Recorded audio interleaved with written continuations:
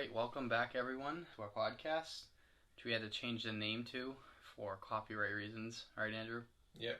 So from this point forward, we're going to be calling it the Cellar Dwellers Podcast, Andrew's profound production company name. I don't know if I go with profound. That's what I'd go with. But anyway, today we are going to be talking about my 10 through 6 top movie lists. Last time we were here, we did Andrew's. Very good discussion, so let's just get right to it. So starting off at number 10, we get a favorite for you and I. It's Killer Clowns from Outer Space, 1988, directed by Steven Giotto. And it stars Grant Kramer, Susan Snyder, and John Allen Nelson.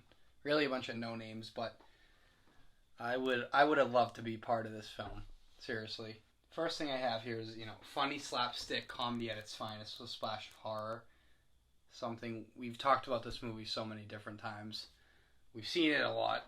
It's such a great time. It's not, you obviously can't take this movie too serious, but it's just, I don't know what I appreciate more, the comedic moments or the great clown costume designs and kind of the suspense that it's sort of, I guess, less known for. Yeah, I think the costume design is really the standout for me. The costumes and makeup in this are outstanding with the clowns, and even some of the people after they get killed or turned into the cotton candy cocoons. It really just makes this movie shine. I think it's probably one of the most unique movies I've ever seen in terms of how absolutely absurd it is. Oh yeah, totally. And I think it also was in that era of like the comedy horror type genre. I know Mars Attacks had come out similar around that, and just other black comedies were kind of, I guess, popular in the late 80s. Don't have any great examples.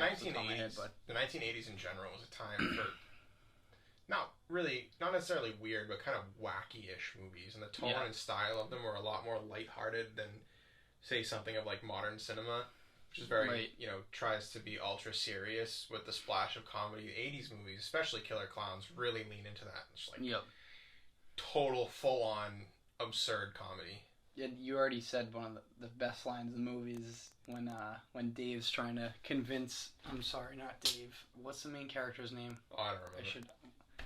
Whatever his name is, but I know Dave. Yeah, names. Dave. That's the thing. Like this, the main characters in this movie kind of take a side seat to the clowns and kind of what's going on. Yeah. But anyways, he's trying to convince the police that they're real, and he has one of our favorite lines that they were hanging in these things, these cocoons, these cotton candy cocoons. Candy cocoons. It just, and then the other thing you said too is what I have here too is it's just such a very unique and clever concept for a movie, which really makes it one of a kind. I mean, I don't think there's ever going to be a movie that is like a direct parallel to this. Yeah, because if you think about it, the concept is very basic, right? Aliens from outer space come and invade a small town and, cause up all this trouble. But just the fact that they're clowns is what makes this movie so unique in terms of all of its style.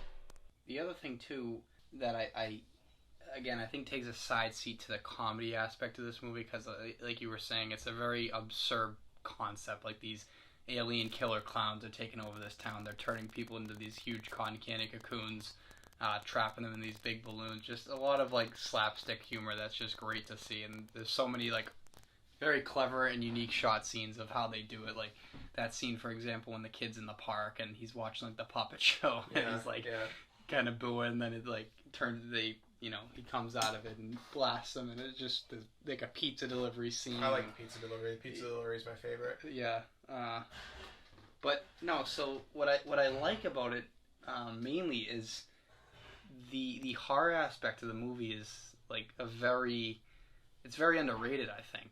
And a great line I have here is when one of the main clowns breaks into the police station, and it's that great puppet scene with Mooney.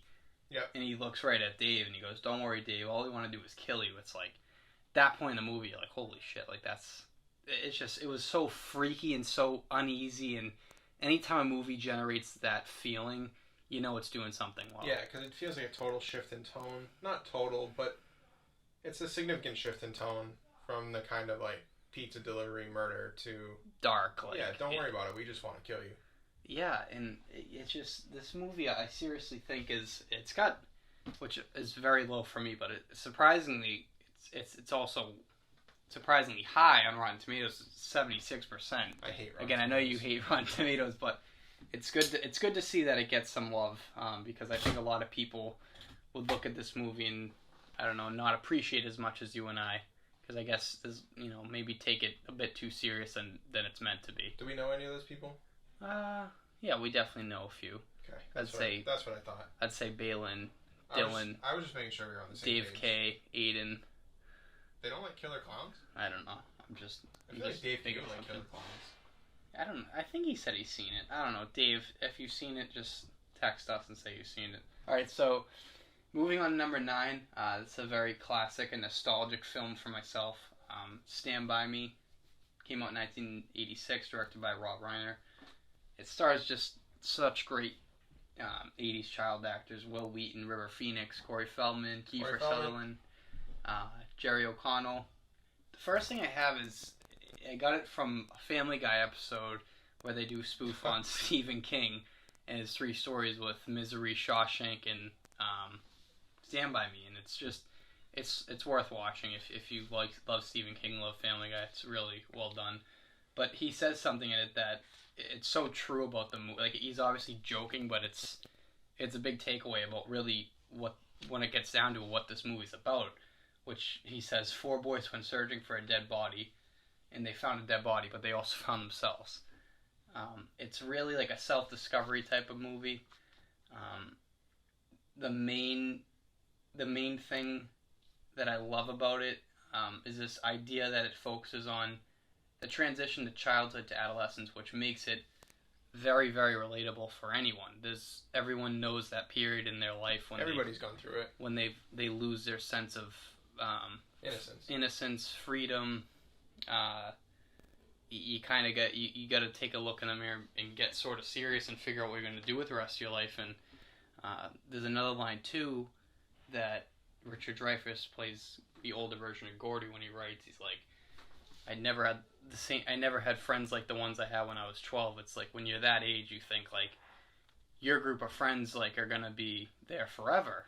And then another great line in the movie is how friends come in and out of your life like busboys at a restaurant. Yeah. Which is just, it's so true. It has just the writing, and I looked it up. All these quotes are obviously from Stephen King, and yes, it's a dark premise like all of his other stories are, but it just kind of shows like his depth as a writer, that he can relate to so many other things other than just like horror driven stories.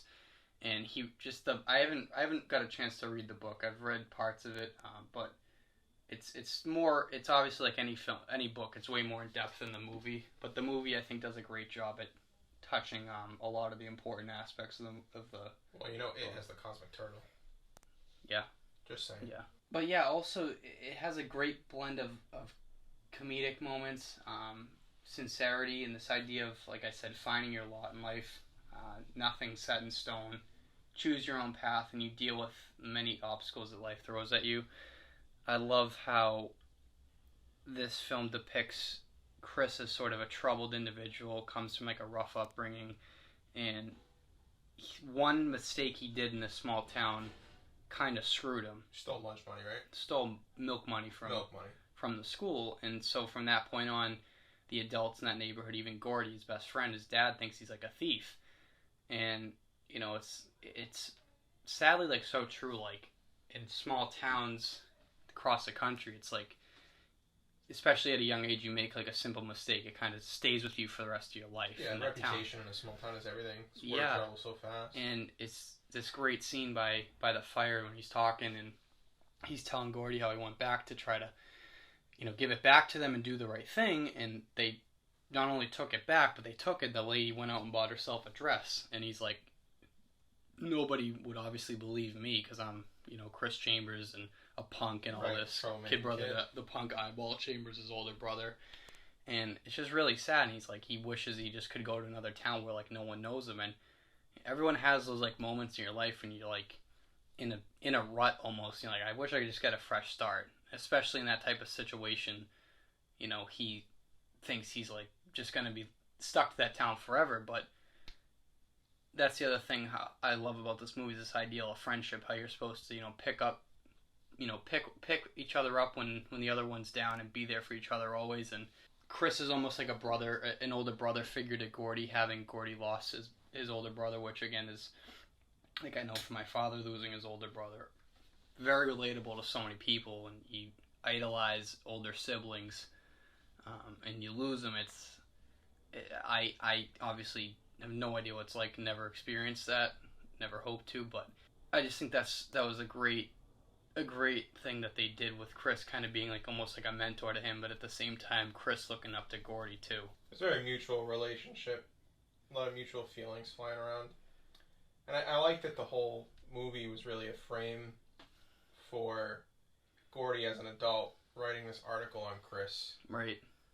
Well, was he writing an article on Chris? Or did he just go off on Chris had recently passed away. Right, he was shot in a robbery. And so he's writing like an excerpt or something about that particular story, which, again, we talked about this movie before, but the ending is very, like, symbolic to sort of what Gordy is going through in his life, in the sense of his brother was, this famed athlete, and his parents just loved him and idolized him, especially his father, and kind of ignored Gordy. And again, like, that's something too that's so relatable to so many people, like having older siblings and your parents kind of hold you on that, like, pedestal to where they are, and you can't really be yourself. It's like you're supposed to live up to whatever they did, and you see that. That doesn't even have to be older siblings. That can just be really anything that, right, like unrealistic expectations that you're being held to. Yeah, but my point is what I was saying with, when he sees the body, sees the dead body at the end, he has this kind of like self-realization, like, shit, like, life's so fragile. Anybody, that could happen to anybody. Like, that could have been me. And, like, it's so, like, nobody even knew about this kid, like, how he died, where he died. They just, Vern's brothers came across him taking a leak. Like, that's how they found him in the beginning. So it's like, it's a lot of mixed emotions going on. And yeah, it's just such a powerful scene, because just his facial expression, that whole scene is just unbelievable. It's a great shot, the low angle. Yeah. But I think the major detail that you've kind of unintentionally glanced over is that the body that they find is a kid that's no older than them. Right. Which is what I think strikes Gordy so hard, is that he deals this whole movie with the fact that he's being told he's not as good as his older brother, and how he feels that, he should have been the one to die rather than his older brother, so that his parents, in his mind, would still have this idolized figure that they could worship, more or less. So when he sees the body of the kid, he realizes how little control he has over everything. Yep. And how, if that were him, would anyone notice? Would his friends notice? Would his family notice? His brother certainly probably would.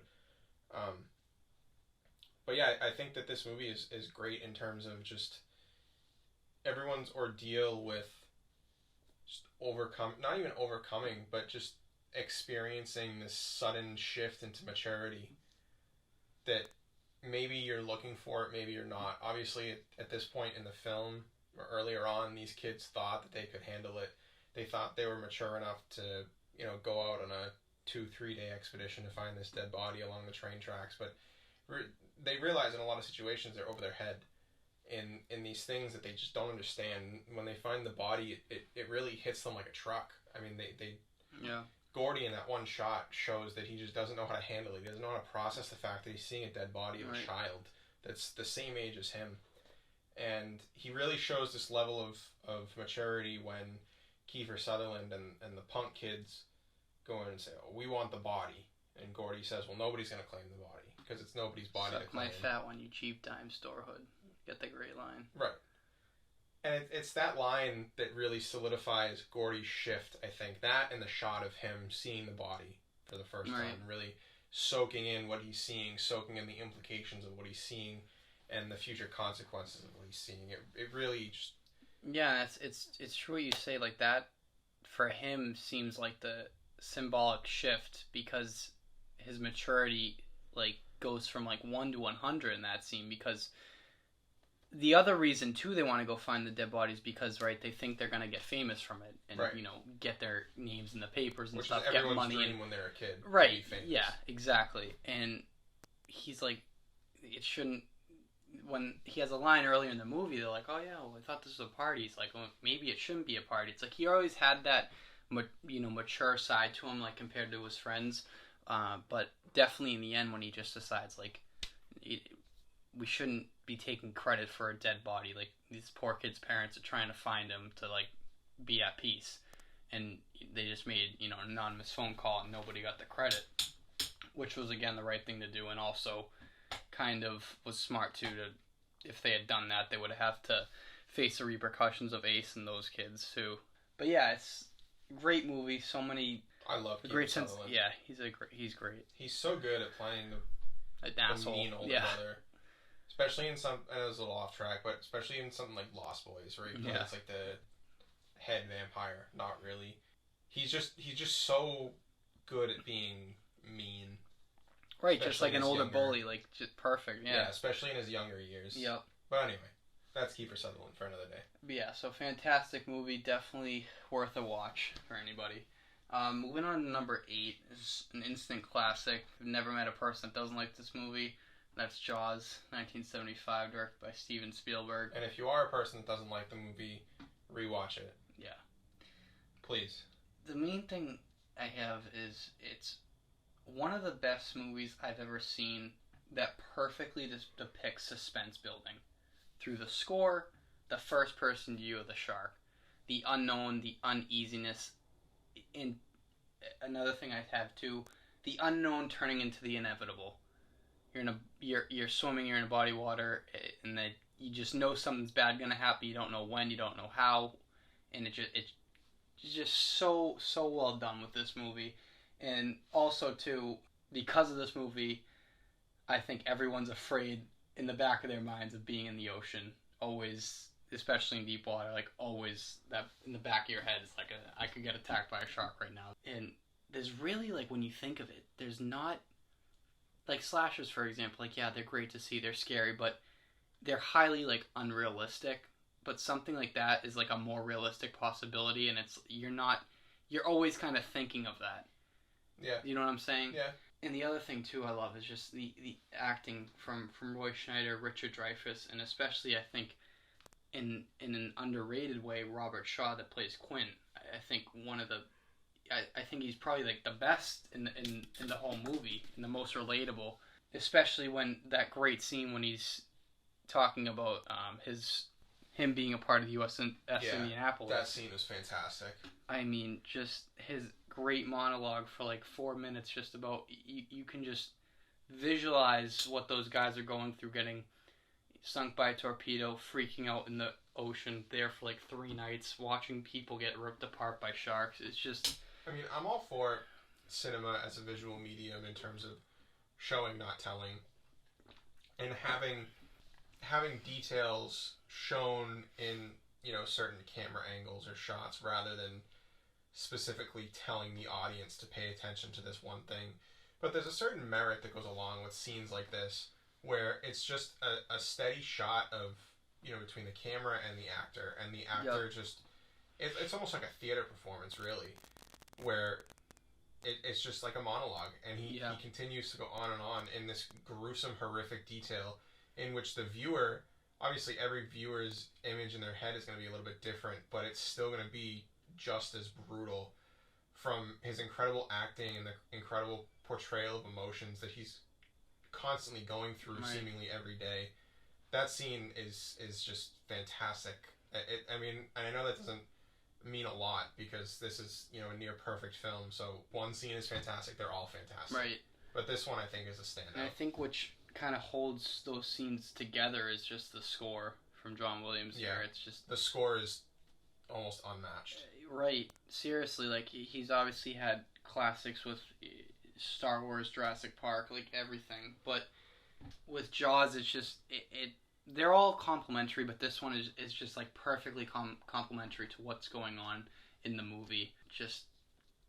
And it's like that, the Kittner death scene is just unbelievable. Like when you're first watching it, you know it's gonna happen, but just that shot of like, it's like a river of blood when he gets his legs cut off, and then you just see the shark turn around and you see Roy Scheider just like look in shock, and everyone's like freaking out. I mean, just some incredibly well shot scenes. I always attribute this movie to the likes of Jurassic Park. And I know we talked about Jurassic Park last time, but I always compare the two in that I'd say they're a horror movie, but not really, but they kind of are. Because they use that idea of the other. And like what you were saying when we first started talking about this movie, with all the tension building, the first person views, yep. It's very slasher-like. Take something like, and I don't want to talk about this too much because I know we're going to talk about it soon, but Halloween, right, when they have like a lot of first person shots of Michael Myers. It's the same thing with Jaws, really. And the idea that the other is an animal is this symbol of wildlife and wilderness and things that humans try to control but inevitably can't. Right. It takes this element of the other and the normal, or the taboo, and just exemplifies that and makes that the specific focus of the movie. Not even so much just the people trying to overcome the other, but the other just being so heavily dominant. Obviously, the ending shifts that a little bit when the shark dies. Spoilers, sorry. Yeah. But it came out in 1975. I mean, that's kind of how the movie had to end. And you get that little feel-good shot of the two guys paddling their way back to shore. That's a great shot. I love that. I love the ending of the movie. And, I mean, just for the fact that we're on the topic of horror and Jaws, I remember when I saw this down the Cape in a movie theater with my family. I was sitting next to my grandmother. And I don't think she had ever seen the movie before, but you know, she gets a pass. Insane to me, but yeah. She gets a pass. She's not right, Italian. She's 80-something years old. So we were sitting there, and there was this one scene underwater where he's in the shark cage. And the shark just comes over, and there's like a big jump in the score. My grandmother absolutely jumped out of her skin. It was the funniest thing. But it's great. I mean, there's a lot of horror elements. There's a lot of drama. There's a lot of adventure. But I think this movie is very unique in its genre, in that it can blur lines a little bit more than certain other films.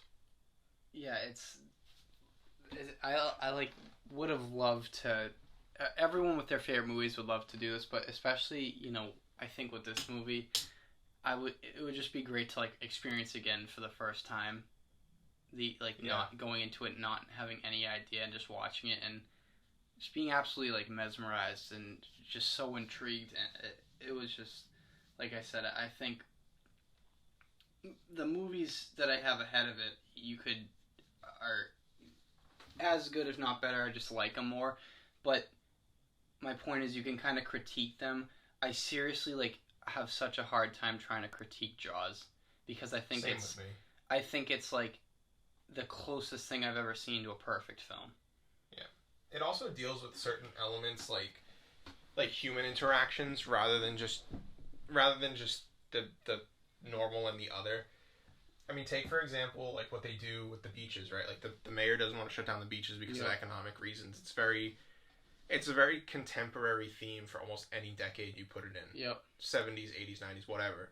There's always going to be that one person that knows there's danger and shoves it to the side because they need to make money. It just paints the mayor to be such a perfect bad guy because at the same time he's pushing that responsibility onto...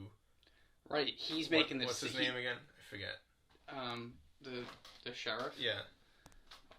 I forget. But he has that really bad Boston accent. Yeah. No, over here, you park your car.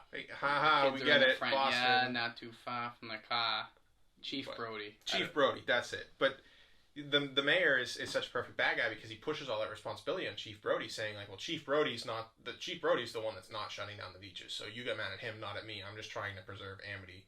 Right, that's what sucks, because Chief Brody from the get-go realizes that it's a shark attack, and he's just trying to do the right thing to save lives. Yeah, he's only got preservation of life and protection of the town in mind the entire time. And again, it's understandable that the mayor of the town is trying to be pro, economically friendly reasons to keep the beach open. That's what his job is, to try to generate the most revenue for their town, and that's what they rely on is summer tourists and stuff. But it's a great dilemma in the movie that he makes all the decisions but faces no responsibility. Right. Which sucks, but yeah, that's a great point about. I mean, in a sense, he's even more of a bad guy than the shark. Yeah, you could totally. Because the shark's just doing what shark does. Right. Let's be honest. He's just eating because he's hungry. The idea of territoriality. Right. That's what Hooper comes up with. Don't come into my ocean if you don't want to get eaten. Yeah. Bottom line. It's that fucking simple. All right, number 7, another great classic in my opinion. I know it's my dad's favorite movie, and it's Back to the Future, 1985, directed by Robert Zemeckis. Great I believe movie. Produced or executive produced by Spielberg. Had a lot of say in this movie, and obviously starring Michael J. Fox, Christopher Lloyd, Leah Thompson, Crispin Glover, which is just unbelievable cast. The first thing I'd love to talk about is just the great and unique chemistry between Doc and Marty.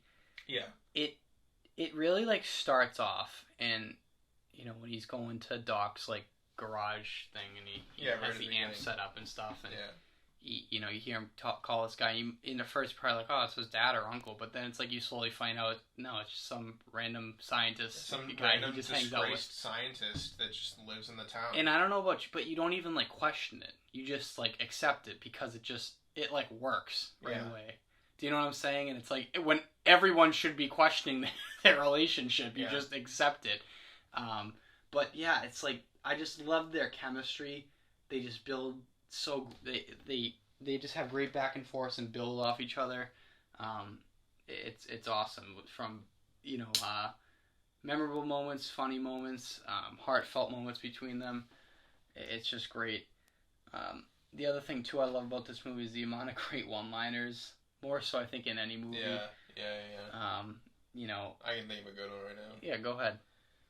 One of my favorite scenes in the entire movie is towards the beginning when they're first getting the DeLorean to run. They're going to the mall, to Twin Pines Mall at that point. And Doc is getting real stressed out. Marty's like, Doc, what's the problem? He's like, they found me, Marty. I don't know how, but they found me. He's like, who found you, Doc? He's like, the Libyans!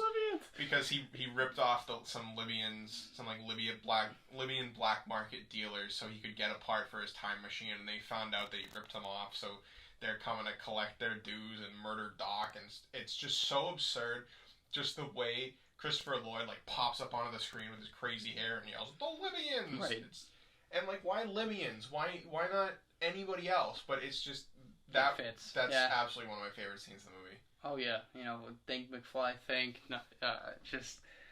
oh my god, so I could just go on for hours with I love in the beginning how Biff is obviously before he goes back in time, Biff's one of the supervisors for George, Marty's father, and he's at the house and he's blaming him for borrowing his car and getting to an accident, and he's just walking in and he goes, all you have is light beer for me, George, and just mess with him, and he looks right at Marty. He's like, say hi to your mom for me.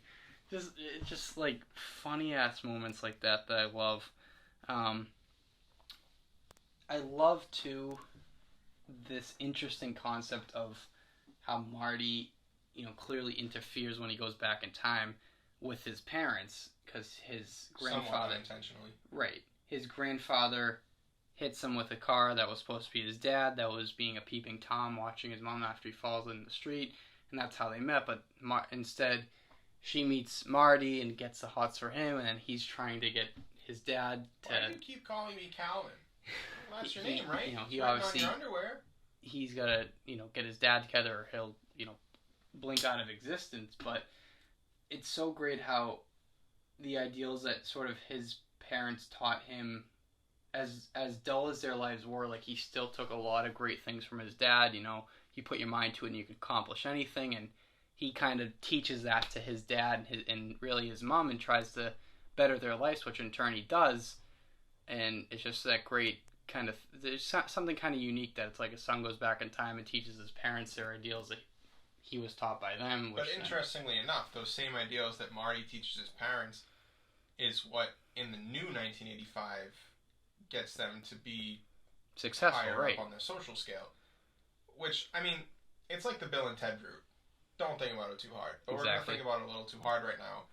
In that, if those are the same ideals that his parents taught to him, but their lives were still as like the middle class poor family, then it creates this sort of like time travel paradox. But, right. But I mean, time travel is tough. So yeah.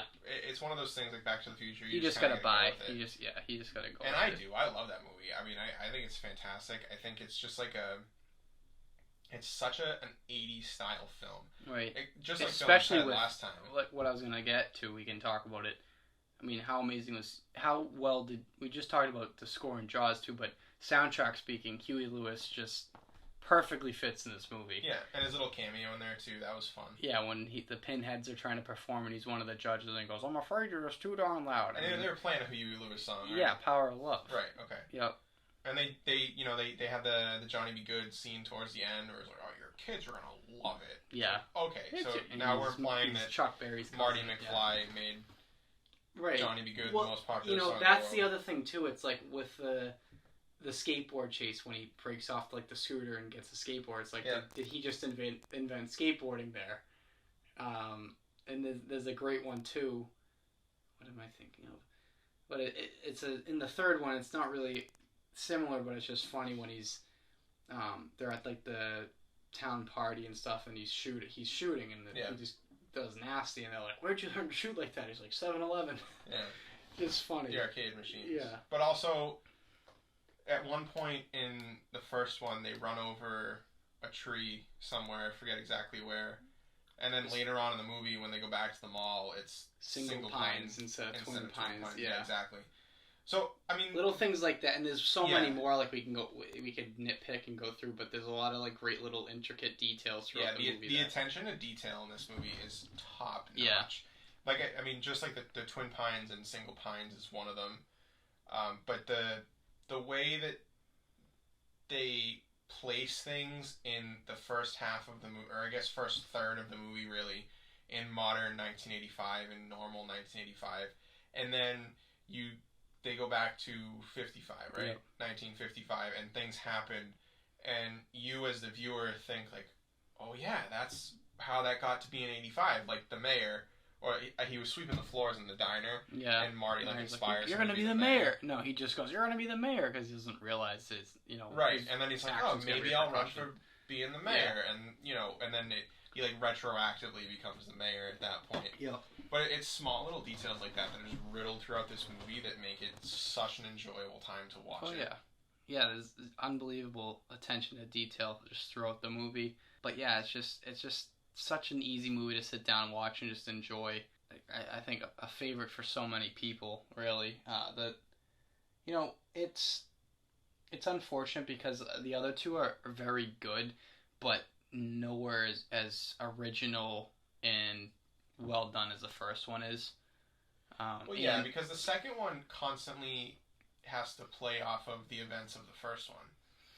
So I feel like the second one sometimes has trouble standing on its own as a movie because you can't really have the second one without having the first one. Right. Does that make sense? Obviously, yeah, with any sequel, I mean. But yeah, no, it's true. It's like the second one almost directly uses the first one as a crutch. Yeah, it does. I mean, it's just it doesn't have like I said the same feel. It's sort of a more lazy concept, obviously, how it ended the first one. Like, you knew there was going to be another one, and they were building clearly towards a trilogy. I don't think it was supposed to take as long as it did. They wanted to get it done quicker, I know, but they had different contract disputes with some of the did they all come out? Actors. I think it was 85, 87, and then like I want to say like 91. Really? I think there was like a 4-year gap. I'm almost positive. Like Evil Dead treatment. But yeah,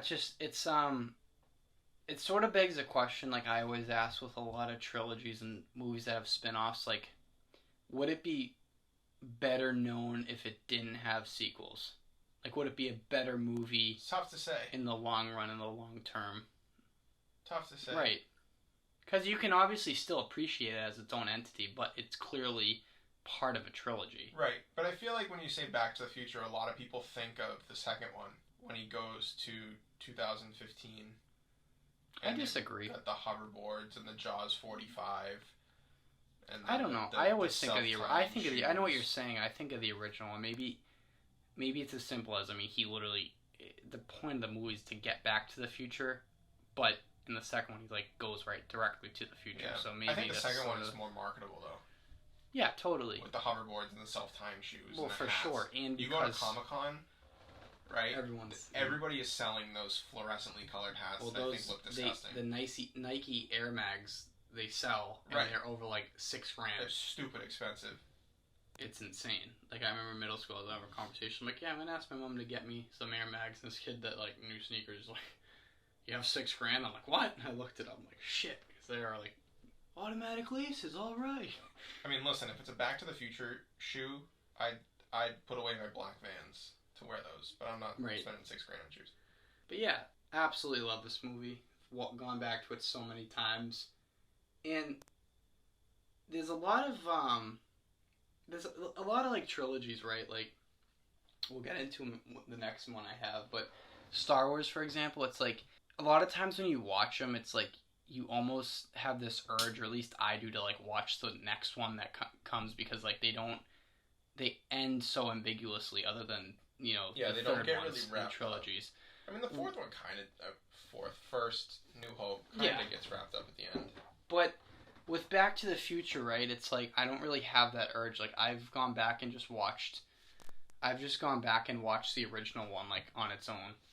Yeah, because I mean, Back to the Future 1, even though they have that ending of like, oh, Marty, we're gonna go back to the future, you still get that feeling of like, all right, we're good, we did it. Yeah, you're satisfied. You don't like, oh, what's gonna happen? It you know, obviously, I guess you could consider it a cliffhanger and kind of teasing what's to come. But the second one really ends in a cliffhanger. Yeah. With Doc just disappearing. Yeah, way more than the first one. But yeah, love this movie. Again, like all these, I'm gonna recommend it to you if you haven't seen it. So if you haven't seen it, I don't know what you've been doing your whole life. Go watch that. So number 6, final on this list. For my top 5. Right? Yeah, pretty quick. Wow. But this one I think we'll have a longer discussion about. Okay. Star Wars: The Empire Strikes Back, 1980. Talk about another trilogy. Directed by Irvin Kershner, and obviously under the main direction of George Lucas, but Irvin Kershner gets the main credit for directing this. Episode 5. And you have the same, obviously, actors and characters as you did in New Hope: Mark Hamill, Harrison Ford, Carrie Fisher, James Earl Jones. The voice of Darth Vader, David Prowse playing the man, and of course Frank Oz as Yoda. So Peter Mayhew. How are you forgetting Peter Mayhew? Peter Mayhew, of course. I mean, I'm just saying that the main character. Peter Mayhew. Yeah, of course, Peter Mayhew. Okay. Anthony Daniels, everyone. This one it's just, it's like the perfect Star Wars movie, right? I always tell you that night when Kyle and I went and saw Empire Strikes Back in the theater, like, you will regret it. Like, I hope it comes around again so we can go experience it, because I'm sorry, I was writing my college thesis. It's fine, but you could have taken night off to go hang out with the boys. Anyway, yeah, like, it's just it's such a great experience to watch this movie in the theater. Like, I literally I've seen this movie before tens of times, so many different times, and like, I know beginning to end. I can probably quote most of the dialogue, but there were different shots and different scenes I just didn't really pick up on, because there is that difference when you're watching a movie in a theater. Screen, yeah.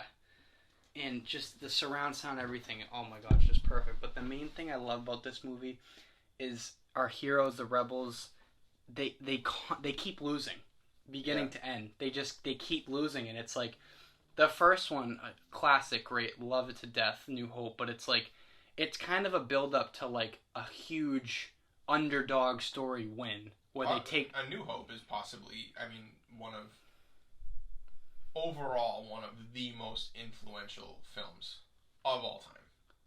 Of course. Do you get what I'm saying when in terms of this like insane underdog story? Yeah, just he makes blowing the up the 1 in Death a Star. million shot to get into Right. the Death Star. I know what you mean. Where this, it's like, and at the end of that one, you're like, the Empire's fucked. Well, they just blew up the Death Star, like they're done. And it's like, Like, oh, but we're building another one. Yeah, we're building another one. We have, like, I don't know, an insane fleet all spread out throughout the galaxy, and they're just trying to find the Rebel hidden base, which is on Hoth, and they end up finding it, and then they just wreak havoc from that point on. Yeah. And it's like, it's a hassle for the Rebels to just get the transport ships off of Hoth. Mm-hmm. I mean, that's how, and it's, from that point on, they're really on the run and trying to rebuild, and it really ends, like, at the rendezvous point, you're like, what the hell's to come? But, you know, before that, the main thing I love about this movie overall is it's our real first indication and introduction to the idea of the Force, right? Which is it's touched on a little bit in 4, but right, with Obi-Wan and stuff. But my God, with the whole Dagobah scene with Yoda and Luke's training is just incredible, so well shot. Yeah, I mean, Yoda is obviously such a quotable character, such a lot of people, iconic in Star Wars, unbelievably iconic and just full of wisdom, and people just really live by his ideals. I think, and I think from the get go, his idea of just balance, really, not obviously in the Force, but it's obviously hinting at just a balance in everything in life. You know, you can't be too heavily sided on any concept, really. You just gotta, and with burdens and such, and, you know, working, everything just requires a balance for your life to just move forward. But anyway, getting back to the idea of the Force, it's so simple and so unique, and something like what the prequels just totally botch with the freaking idea of the midichlorians and stuff, and life and cells and all that. It's just trying to explain, like, the unexplainable, really. It's just like, the Force is the Force, okay? It's good and evil. It should be that simple. It's black and white. There's no gray area.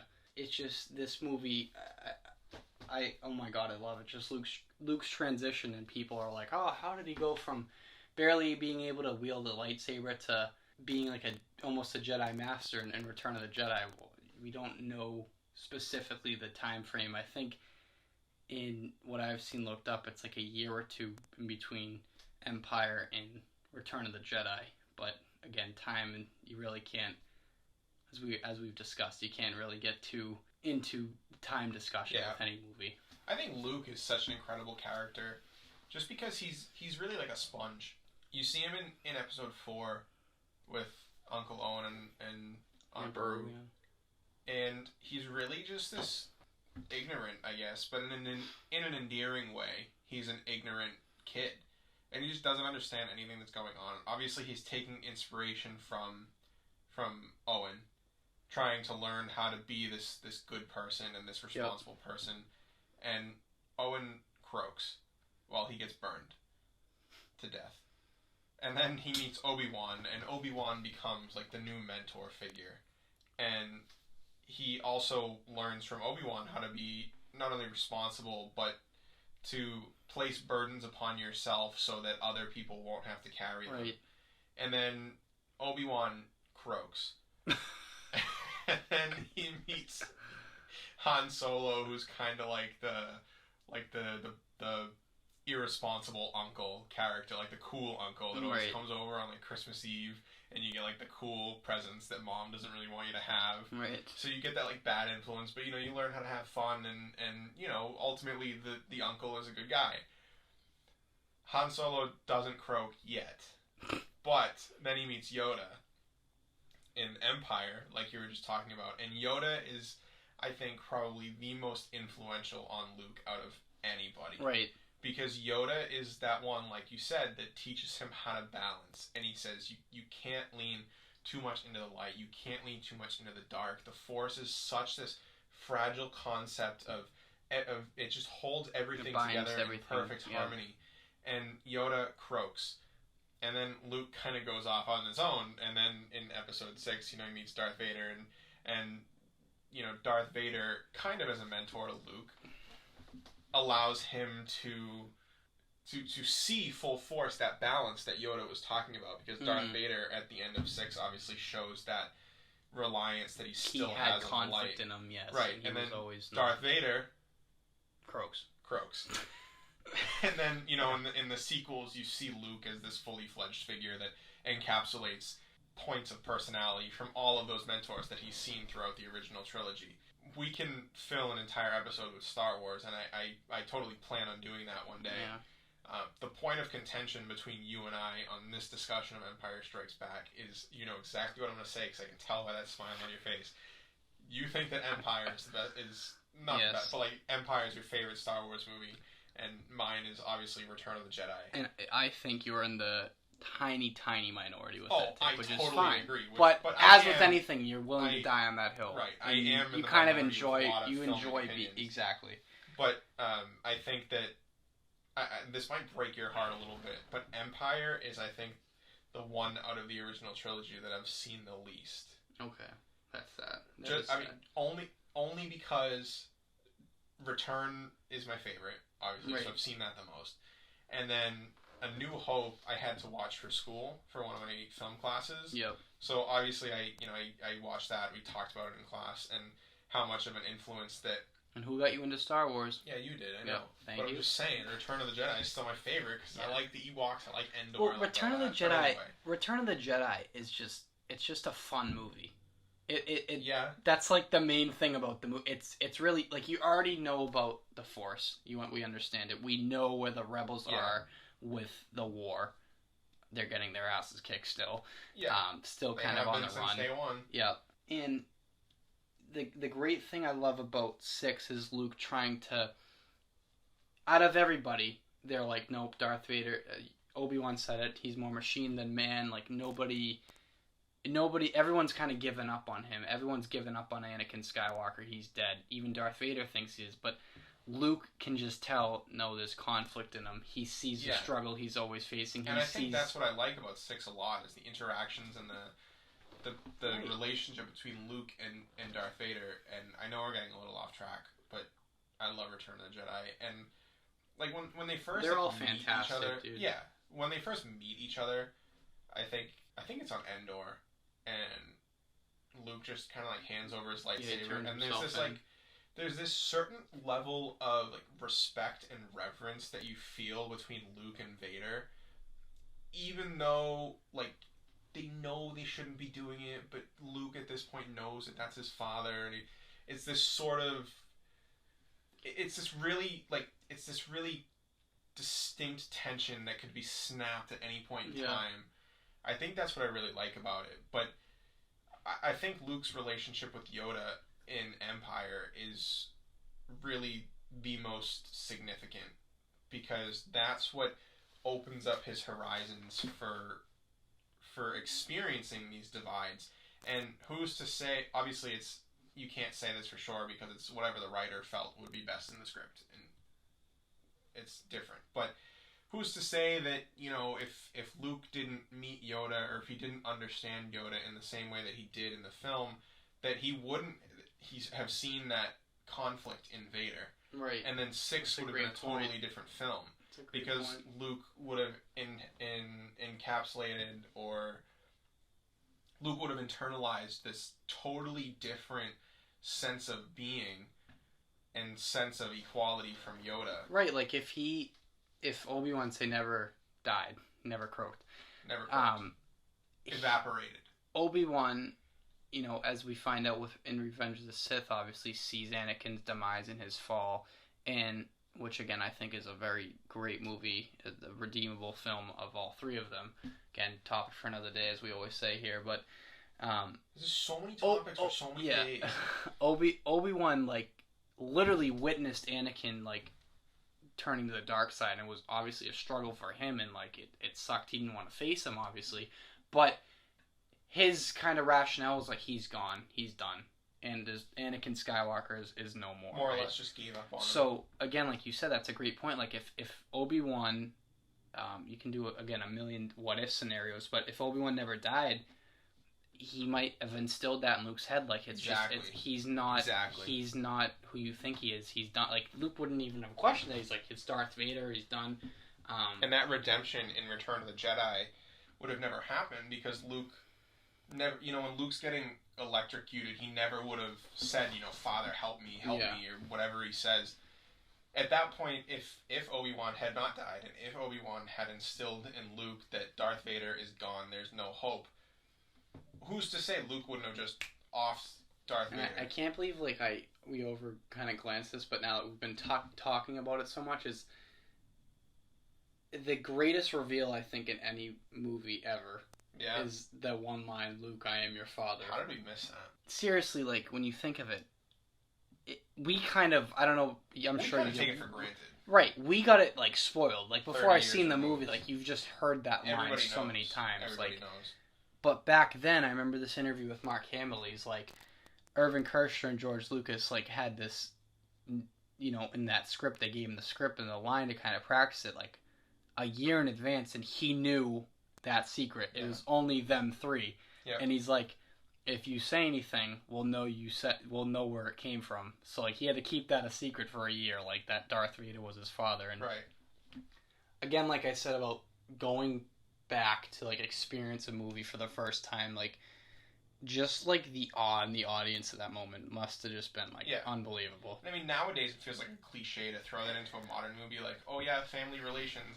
It's so easy. This to make started that. This really started. Right, but seriously. having it in Star Wars in Empire was what, 80? 1980. Yep. So yeah, having it in Empire in 1980, especially with these two characters that are so polar opposites from each other, yet so connected on some level that at the time you wouldn't really understand. Now in hindsight, obviously we understand how they're connected, not just father-son, but light side, dark side force. But, in A New Hope, they're, Luke's flying the X-Wing, Vader's flying the TIE Fighter, and, they're both mentored by Obi-Wan, and there's just this connection that you don't really understand how the connection is, but you know that it's there.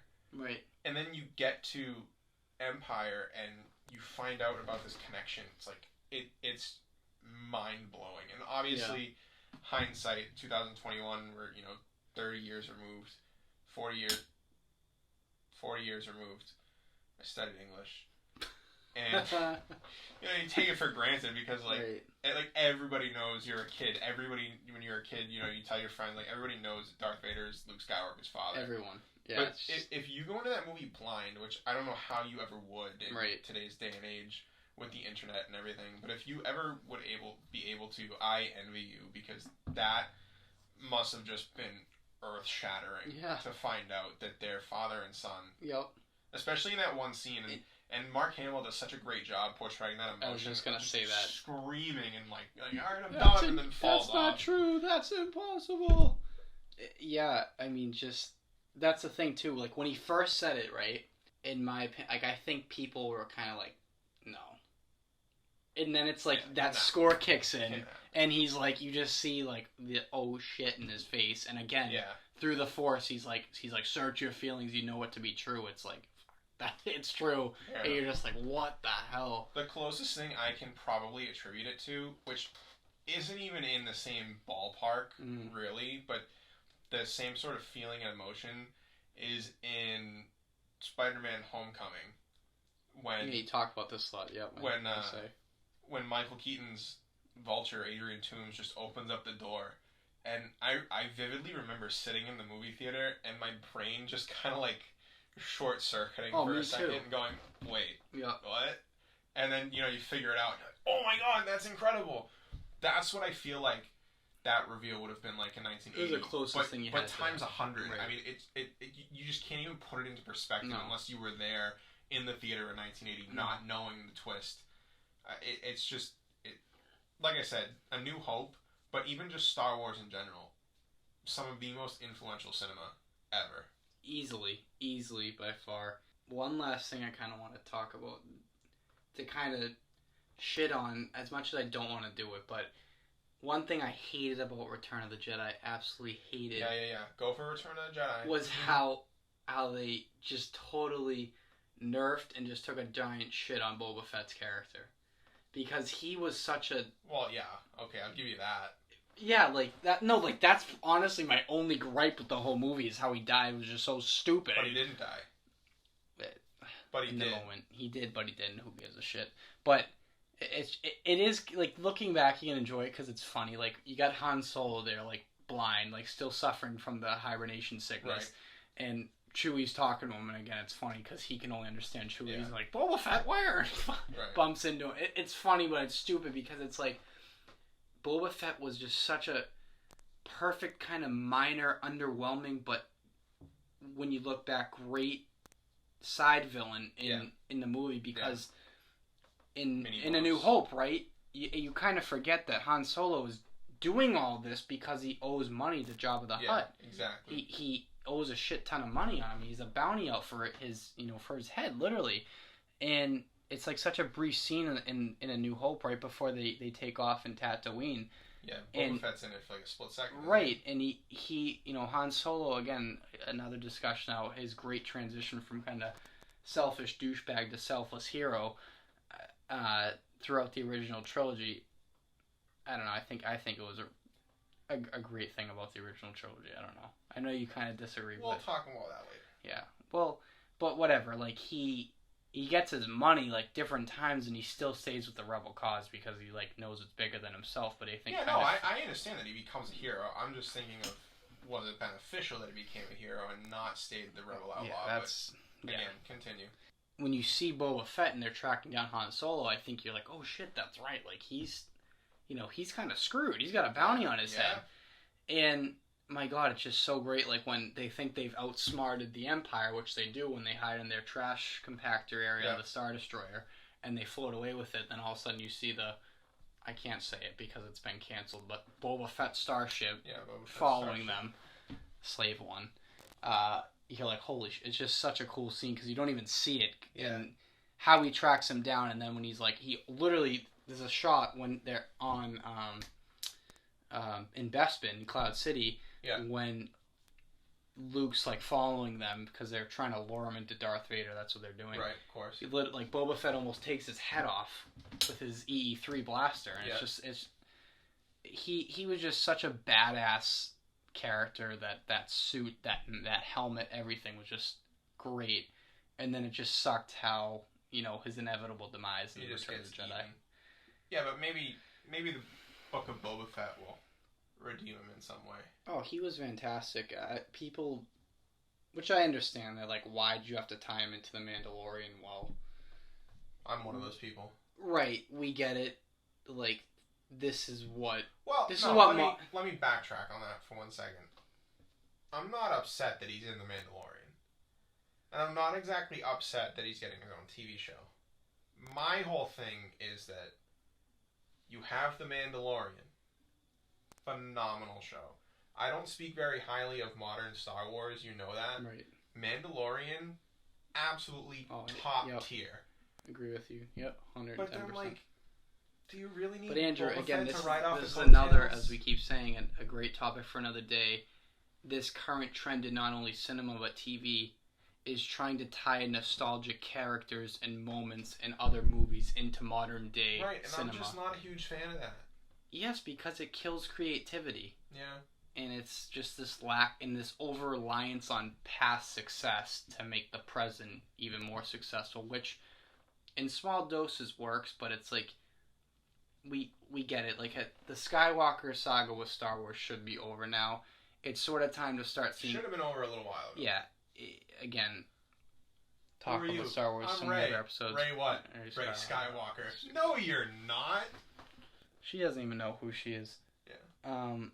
But yeah, it's just so many things we can talk about with Star Wars. Right. But Empire Strikes Back. Empire Strikes Back, again, like I said with Jaws, in terms of film, near perfect in my opinion. Just everything, like unbelievable acting again with the score from John Williams, perfectly fits the scenes. Yeah. There's a saying in Star Wars. If you've ever looked it up, it's so weird. Like, just watching Star Wars without the score, it's really, like, it's bad. It's weird. It's bad. It's not even weird. It's bad. you need it. It just perfectly complements all the films. But yeah, I love, like I said in the beginning, I love Empire so much because unlike other Star Wars movies and kind of hero-driven films, it's like they lose and they keep losing. And the only thing you can kind of place some hope in is Luke Skywalker. It's like he's going to somehow figure it out, even after he got his arm cut off and fell down a freaking huge shaft and was basically, near death. And it just, again, ends so ambiguously. You're like, what the hell? And how does that one end again? They're on the rendezvous point and they see the Millennium Falcon fly off. And oh, yeah. Because they're like, oh, we're going to St. And it's funny, in Family Guy Star Wars, they pointed out, they're like, why is Lando Calrissian wearing, again, another character we met, like, he's a great introduction character. Yeah. Billy D. Williams plays it. Was he in 4 at all? Because I know he was in 6. No, he was not in 4. Just 5 and 6, yeah. 5. But in that scene... 5, 6, and 9. In that scene when he takes off with Chewie, he's, like, wearing Han Solo's clothes. Was he? It's really odd. It's funny, but it's really odd. Or at least his same get-up, like a white long shirt. The vest. Black vest, yeah. Yeah, that's my bottom 5 for my top 10. Pretty great slate, I think. I should just title this the Star Wars episode. Yeah, but no, so we look forward to eventually, I think, one of the next episodes we'll be doing Andrew and I's top 5. It'll be a much longer... Yeah, it'll be like a big blowout episode. Looking forward to it. It'll be fun, but as always, thank you all for listening, and stay tuned for what's yet to come. I think the next one, if we planned it properly, is a Halloween theme episode. If I remember correctly. Yeah. So keep an eye out for that. Yeah. Because I like Halloween, the holiday. It's spooky time. So we'll catch you in that one. Take care.